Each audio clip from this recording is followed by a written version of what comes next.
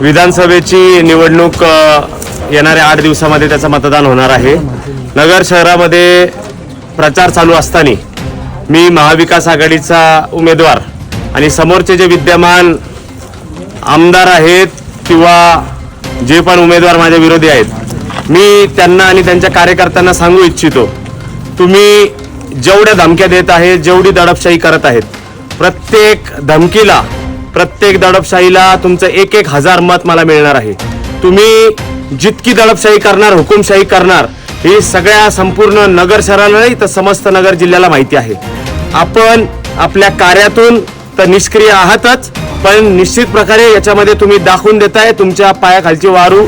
तर माझी उमेदवारी ज्यावेळी डिक्लेअर झाली त्याच वेळेस तुमची पायाखालची वाळू सरकलेली आहे। परंतु एक हे सगळे जे आहेत पिलावळ, यांनी नीट प्रकारे डोक्यात घ्यावं। महाविकास आघाडीची सत्ता येतच असती, तुमचा नेता त्या ठिकाणी त्याची हुकुमशाही ही चालणार नाहीयेत।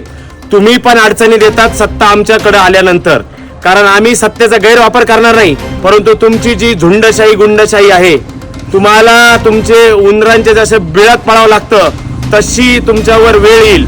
तुम्हाला हा शेवटचा इशारा समजा। लोकशाही पद्धतीने जर तुम्हाला निवडणूक करायची असेल तर निश्चित प्रकारे करा।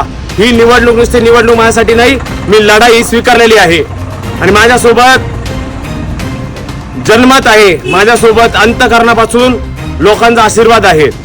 तुम्ही इव्हेंटबाजी करा, तुम्हाला काय पैसे उधळायचे उधळा।